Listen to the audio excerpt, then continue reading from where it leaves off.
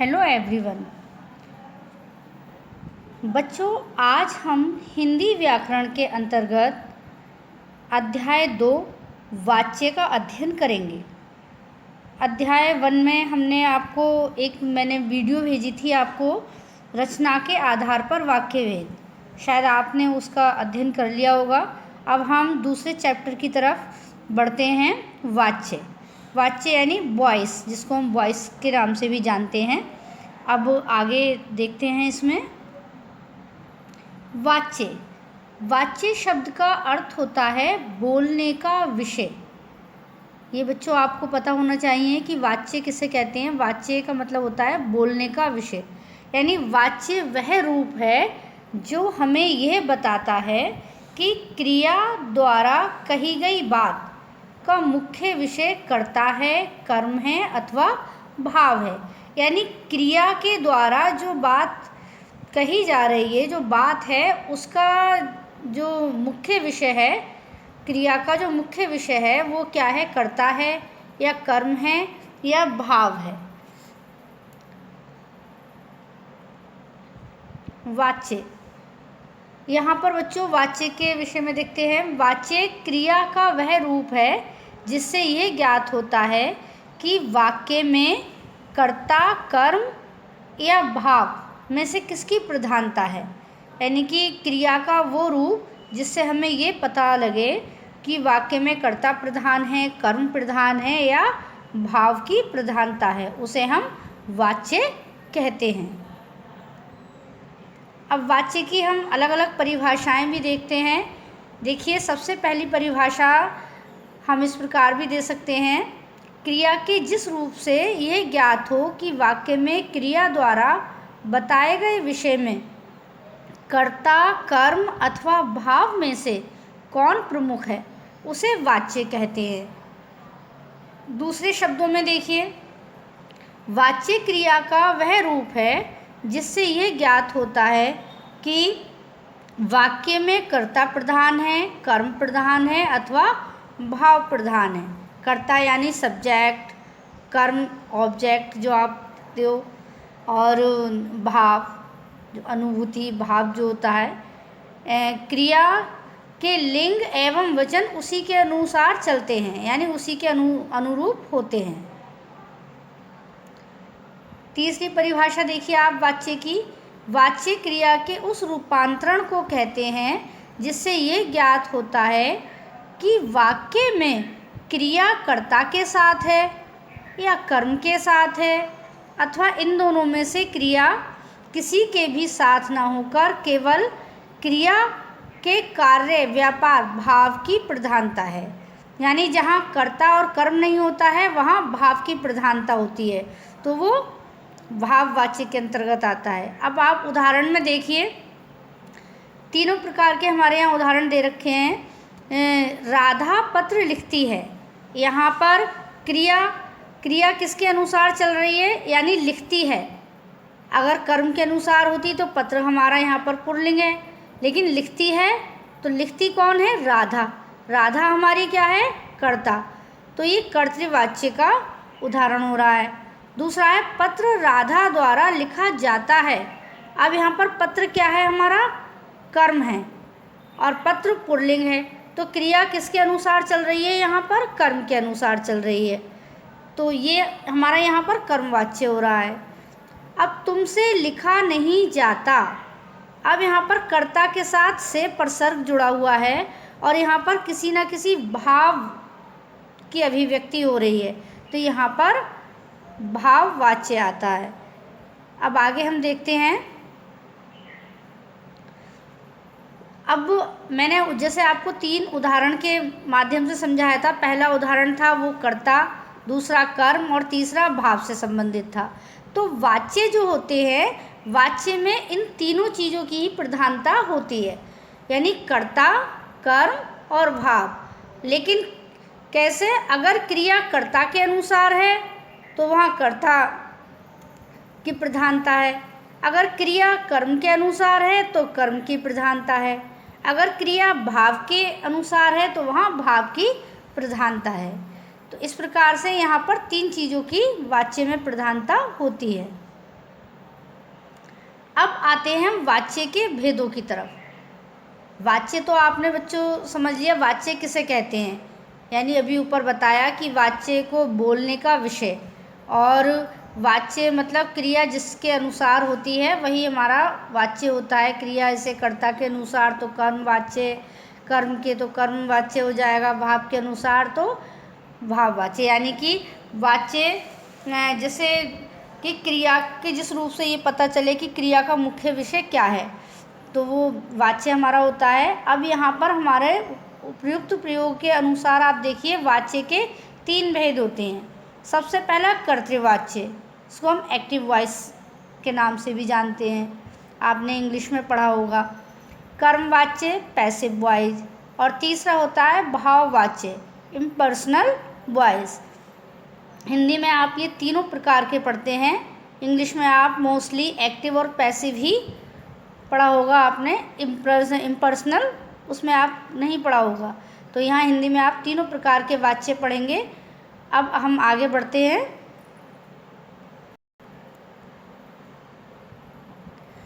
देखिए कर्तृवाच्य, यहाँ इसके माध्यम से मैंने देखो आपको समझाने की कोशिश करी है।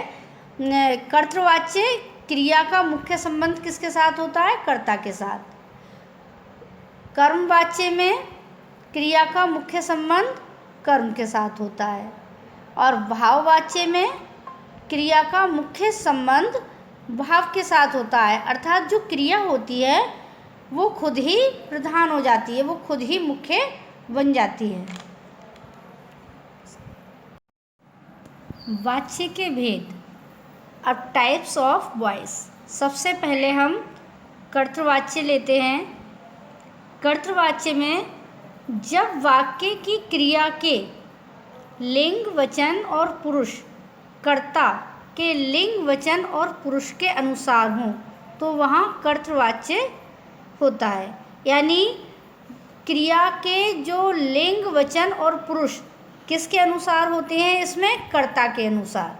जो हमारा सब्जेक्ट होता है, कर्ता होता है, उसके अनुसार ही इसके लिंग वचन और पुरुष कार्य करते हैं। तो वहाँ पर क्या होता है? हमारा कर्तृवाच्य होता है। दूसरे शब्दों में हम इसको समझ सकते हैं, क्रिया के जिस रूप में कर्ता प्रधान हो, यानी कर्ता ही मुख्य हो, उसे कर्तृवाच्य कहते हैं। इसमें लिंग एवं वचन पर्याय कर्ता के अनुसार होते हैं। अब आप देखिए, रमेश केला खाता है, ठीक है। रमेश क्या है? हमारा पुल्लिंग है, एक वचन है, तो क्रिया किसके अनुसार चल रही है? रमेश के अनुसार। खाता है यानी यहाँ क्रिया भी क्या है? पुल्लिंग में है और एक वचन में है, क्योंकि कर्ता हमारा क्या है? पुल्लिंग है और एक वचन है। यहाँ पर अगर होता रमा केला खाती है, तो क्रिया हमारे किसके अनुसार चलती? रमा के अनुसार, क्योंकि रमा स्त्रीलिंग हो जाती। लेकिन यहाँ पर कर्ता हमारा पुल्लिंग है, इसलिए क्रिया भी हमारी पुल्लिंग और एक वचन में है। दूसरे इसमें देखिए, दिनेश पुस्तक पढ़ता है। अब आप देखिए, दिनेश पुस्तक पढ़ता है, तो क्रिया किसके अनुसार चल रही है? इसमें दिनेश के अनुसार। अगर यही वाक्य हमारा कर्मवाच्य में होता तो क्रिया हमारी पुस्तक के अनुसार चलती,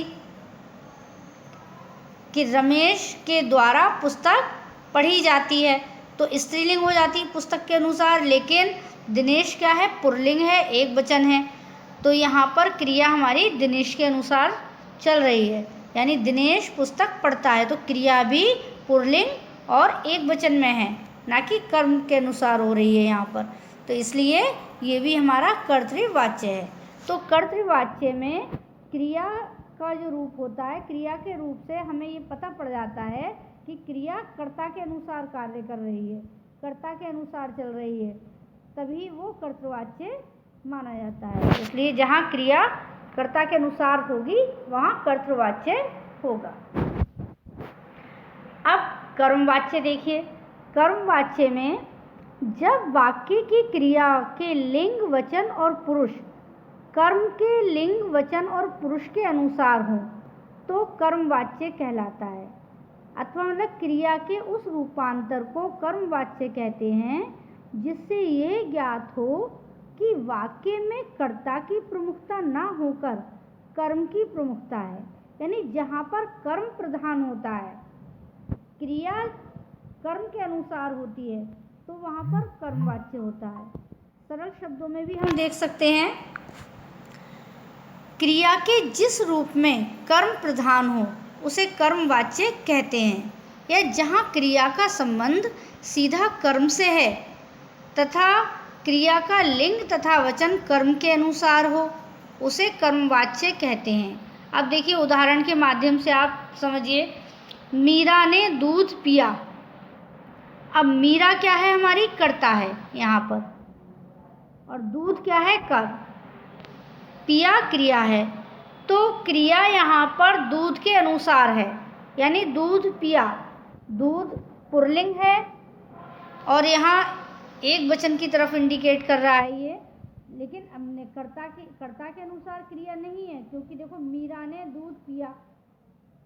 अगर मीरा के अनुसार होती क्रिया तो स्त्रीलिंग में होती, लेकिन यहाँ पर दूध के अनुसार क्रिया है, कर्म के अनुसार है, तो यहाँ पर कर्मवाच्य है। दूसरा उदाहरण देखिए, मीरा ने पत्र लिखा। अगर होता कर्ता के अनुसार यहाँ पर क्रिया होती, तब होता मीरा ने पत्र लिखा, तो मीरा पत्र लिखती है, ये होता ना, क्योंकि मीरा के अनुसार अगर होती तो स्त्रीलिंग में हो जाती क्रिया। लेकिन क्रिया क्या है, लिखा। लिखा क्या, पत्र लिखा। पत्र के अनुसार यहाँ पर क्रिया है, यानी पत्र क्या है, पुल्लिंग है और एक वचन में है, तो यहाँ पर कर्म के अनुसार है। मीरा ने पत्र लिखा, यहाँ पर कर्म के अनुसार क्रिया हो रही है, तो ये हमारी कर्मवाच्य होता है। जहाँ क्रिया कर्म के अनुसार कार्य करती है, कर्म प्रधान होता है जिसमें, तो वो कर्मवाच्य कहलाता है। भाववाच्य, जब वाक्य की क्रिया के लिंग, वचन और पुरुष कर्ता अथवा कर्म के लिंग, वचन और पुरुष के अनुसार ना होकर एक वचन, पुल्लिंग तथा अन्य पुरुष में हो, तो भाववाच्य कहलाता है। यानी दूसरे शब्दों में देखिए, क्रिया के जिस रूप से ना तो कर्ता की प्रधानता हो जिस रूप में, ना कर्म की हो, बल्कि क्रिया का भाव ही प्रधान हो, वहाँ भाववाच्य होता है। इसमें मुख्यतः अकर्मक क्रियाएं होती हैं। ये ध्यान रखने योग्य बात है कि भाववाच्य में अकर्मक क्रिया होती हैं, और अधिकांशतः मोस्टली जो इसके वाक्य होते हैं वो निषेधार्थक होते हैं, यानी नकारात्मक भाव होते हैं। इसमें क्रिया सदैव पुल्लिंग और अन्य पुरुष तथा एक वचन में होती है। ये चीज़ भाववाच्य में बहुत ध्यान देने योग्य है कि भाववाच्य में क्रिया सदैव किस में होती है, पुल्लिंग होती है, अन्य पुरुष और एक वचन के साथ होती है। तो ये भाववाच्य में बहुत ध्यान देना है। उदाहरण देखिए आप, मोहन से टहला भी नहीं जाता, यानी मोहन से टहला भी नहीं जाता, यहाँ पर भाव की अभिव्यक्ति हो रही है, टहला भी नहीं जाता। और क्या होता है, कर्ता के साथ से प्रसर्ग जुड़ जाता है। अब देखिए, मुझसे उठा नहीं जाता, मुझसे उठा नहीं जाता, यहाँ पर क्या है, यहाँ भी से प्रसर्ग जुड़ रहा है और भाव की अभिव्यक्ति हो रही है, और एक वचन में एक वचन है ये, धूप में चला नहीं जाता। तो इस प्रकार से ये हमारा भाववाच्य है। इसमें भाववाच्य में क्या होता है बच्चों, कि धातु के अर्थ की ही प्रधानता होती है, कर्ता या कर्म की नहीं, और ये अकर्मक धातुओं में ही होता है। इसमें क्रिया, जैसा कि इसमें लिखा हुआ है, सदा एक वचन और पुल्लिंग होती है, और निषेधात्मक अधिकांश जो वाक्य प्रयोग होते हैं वो निषेधात्मक ही होते हैं। एक चीज़ ध्यान देने योग्य है, कर्मवाच्य में केवल सकर्मक क्रियाओं का प्रयोग होता है। ये चीज़ बहुत, इसमें बच्चे कंफ्यूज हो जाते हैं, तो इसको ध्यान रखना है कि जो कर्मवाच्य होते हैं से उसमें भी जुड़ता है प्रसर्ग, लेकिन कर्मवाच्य में क्या होता है, सकर्मक क्रियाओं का प्रयोग होता है। लेकिन भाववाच्य की जो क्रियाएं होती हैं वो अकर्मक होती हैं, इसलिए और इसमें कर्म नहीं होता है। कर्म ना होने के कारण ही क्रिया के भाव को कर्ता बना दिया जाता है। ये चीज़ ध्यान रखने योग्य है कि इसमें जब कर्म नहीं होता है तो जो क्रिया का भाव होता है उसको कर्ता बना दिया जाता है, यानी कि ये प्रधान कर्ता के सामने लगा दिया जाता है। जैसे मुझसे उठा, मोहन से टहला, धूप में चला, तो इसमें क्रिया को ही प्रधान बना दिया जाता है और प्रधान कर्ता के सामने से लगा दिया जाता है, यानी से प्रसर्ग लगा दिया जाता है। जैसे मोहन से टहला, टहला क्या है, क्रिया हो गई हमारी, तो क्रिया को मुख्य बना दिया भाववाच्य में और कर्ता के बाद में या क्रिया से पहले से प्रसर्ग लग जाता है। और जो इसके भाववाच्य के प्रयोग स्थल हैं वो निषेधात्मक हैं। इसमें असमर्थता और विवशता का भाव प्रकट होता है, करने के लिए भाववाच्य का प्रयोग किया जाता है। इसमें अनुमति और आज्ञा प्राप्त करने के लिए भी भाववाच्य का ही प्रयोग होता है। अब हम आगे देखते हैं। जैसा कि अभी मैंने आपको इसमें बता दिया कि ये कुछ ध्यान देने योग्य बातें हैं कि भाववाच्य में विवशता, असमर्थता व्यक्त करी जाती है, अकर्मक क्रियाएं होती हैं, क्रिया सदैव अन्य पुरुष, पुल्लिंग और एक वचन में ही होती है। बच्चों, हम आते हैं वाच्य परिवर्तन की तरफ। वाच्य परिवर्तन किस प्रकार से कैसे होता है, तो अब सबसे पहले हम कर्तवाच्य से कर्मवाच्य में कुछ परिवर्तन देखते हैं। उदाहरण के माध्यम से हम ये समझेंगे। चित्रकार चित्र बनाता है, ये हमारा कर्तवाच्य का उदाहरण है, लेकिन इसे हमें कर्मवाच्य में बदलना है, तब हमारा आएगा चित्रकार द्वारा चित्र बनाया जाता है। ठीक है, तो इसमें कर्म के अनुसार क्रिया है और उधर कर्ता के अनुसार। राधा नृत्य करती है, राधा द्वारा नृत्य किया जाता है। अब देखिए, कर्मवाच्य में नृत्य के अनुसार क्रिया जा रही है हमारी, राधा के अनुसार नहीं है क्रिया। अगर राधा के अनुसार होती तो राधा द्वारा नृत्य किया जाती है हो जाता, लेकिन नृत्य के अनुसार है तो जाता है। पुलिस ने अपराधी को पकड़ा, पुलिस द्वारा अपराधी को पकड़ा गया। कर्मवाच्य में क्या होता है, कर्मवाच्य में से और के द्वारा प्रसर्ग लगा दिया जाता है और क्रिया हमेशा कर्म के अनुसार होती है और सकर्मक क्रिया होती है। ये हमें ध्यान रखना है, इसमें सकर्मक होती है। अब आगे देखिए, आगे कर्तवाच्य से भाववाच्य में परिवर्तित कुछ उदाहरण के माध्यम से समझिए। राधा नहीं हंसती, अब यहाँ राधा से हंसा नहीं जाता। जैसा अभी बताया था कि इसमें असमर्थता निषेधात्मक में होते हैं और क्रिया से पहले से प्रसर्ग यानी कर्ता के बाद से प्रसर्ग लग जाता है। तो यहाँ पर राधा नहीं हंसती, राधा भाववाच्य में ये हमारा बनेगा राधा से हंसा नहीं जाता। मैं पढ़ नहीं सकती, अब मैं है यहाँ पर कर्ता, इसके साथ से प्रसर्ग जुड़ेगा, मुझसे पढ़ा नहीं जाता। अब घूमे, अब घूमा जाए। एक चीज़ और देखिए, जितने भी भाववाच्य बनते हैं और ये अन्य पुरुष हो जाता है, इसमें जाना, जाना क्रिया लग जाती है। मजदूरों ने ईंट नहीं उठाई, मजदूरों से ईंट नहीं उठाई जाती। बूढ़ी माँ चल नहीं सकती, अब बूढ़ी माँ से चला नहीं जाता।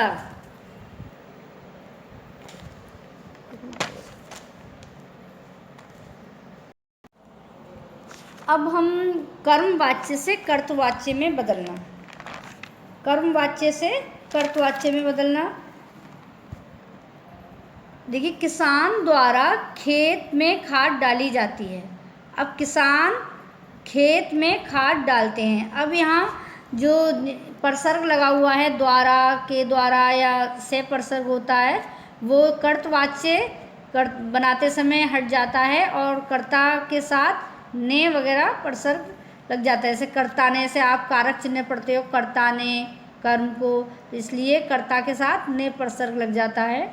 अब इसमें पहले वाले उदाहरण में आप देखिए, किसान द्वारा खेत में खाद डाली जाती है, तो किसान खेत में खाद डालते हैं। एडिसन द्वारा बल्ब का आविष्कार किया गया, एडिसन ने बल्ब का आविष्कार किया। लोगों द्वारा मंत्री का स्वागत किया गया, लोगों ने मंत्री का स्वागत किया। नेताजी द्वारा अदालत में गवाही दी गई, नेताजी ने अदालत में गवाही दी। मुझसे ये वजन नहीं उठाया जाएगा, मैं ये वजन नहीं उठा सकूँगा। राम द्वारा बुढ़िया को सड़क पार कराई गई,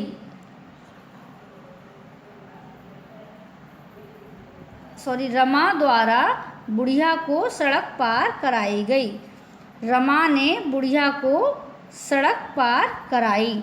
तो देखिए, कर्म वाच्य से कर्त वाच्य में किस प्रकार हम ये वाच्य परिवर्तन करते हैं। ध्यानपूर्वक आपको ये वाक्य पढ़ने हैं। अब आता है भाववाच्य से कर्तवाच्य में परिवर्तन। भाववाच्य से कर्तवाच्य में परिवर्तन करते समय कर्तवाच्य बनाने की पद्धति उपयुक्त विधियों के ठीक विपरीत है। इसमें पहले कर्ता को पहचानना पड़ता है हमें। पहले आप कर्ता को पहचानिए कौन है, फिर उसके बाद इसमें से के द्वारा या से वगैरह जो लगा हुआ होता है वो को हटाएंगे और क्रिया का कर्तवाच्य में प्रयोग करेंगे। तो जैसे दे रखा है, मुझसे इस पेड़ पर नहीं चढ़ा जाएगा। अब ये हमारा भाववाच्य में है, तो मुझसे इसमें कर्ता क्या है, मैं। तो क्या, मैं इस पेड़ पर नहीं चढ़ सकता।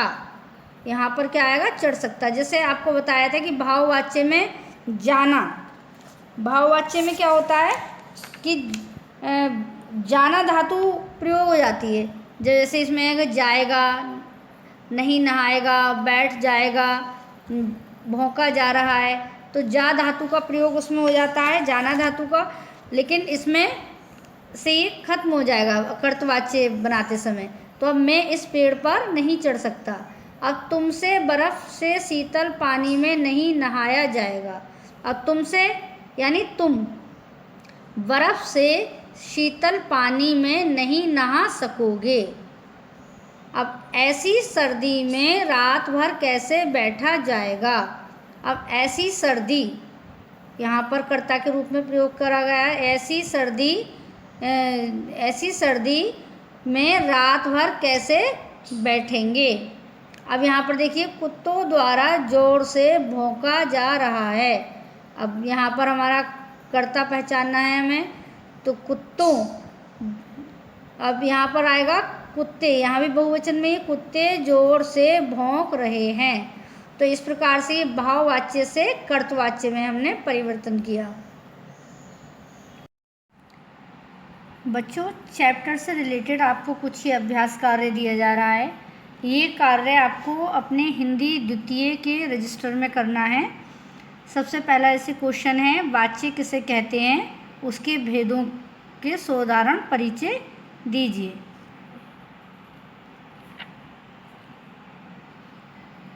उसके बाद कुछ ये आपको वाक्य दिए जा रहे हैं, इनको आपको परिवर्तित, इसमें आपको बताना है निम्नलिखित में प्रयुक्त वाच्य का नाम बताइए। जैसा कि अभी आपको ऊपर समझाया गया है, 3 वाच्य होते हैं हमारे, कर्तवाच्य, कर्मवाच्य और भाववाच्य। उन्हीं में से पहचान कर आपको उसके अपने रजिस्टर में ये नोट डाउन करने के बाद उसके नाम लिखने हैं कि किस वाक्य में हमारा कर्तवाच्य है, किस में कर्मवाच्य है और किस में भाववाच्य है। उसके बाद निम्नलिखित का वाच्य बताइए।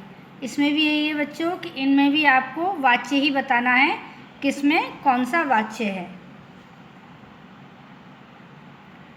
निर्देशानुसार वाच्य परिवर्तन कीजिए। यहाँ कुछ सेंटेंस दे रखे हैं, इनमें आपको जो ब्रैकेट में निर्देश दे रखा है कि किस वाक्य को आपको किस में परिवर्तन करना है। तो जैसे पहला वाक्य है हमारा, महर्षि दयानंद ने आर्य समाज की स्थापना की, इसमें कर्म वाच्य है। तो जैसे ये हम बनाएंगे, महर्षि दयानंद के द्वारा आर्य समाज की स्थापना की गई। तो इस तरीके से ही निर्देशानुसार आपको ये सारे वाच्य परिवर्तन करने हैं। ये सभी कार्य आपको अपने हिंदी द्वितीय के रजिस्टर में करना है और बहुत स्वच्छता पूर्वक ये आप कार्य करेंगे। और मुझे आशा है आपको जो समझाया है ठीक से समझ में आया होगा। और इस चैप्टर से रिलेटेड अगर आपको कहीं भी कोई प्रॉब्लम है तो वो अपने पास नोट डाउन करके रखिए और स्कूल खुलने के बाद आपकी उस समस्या का समाधान किया जाएगा। धन्यवाद।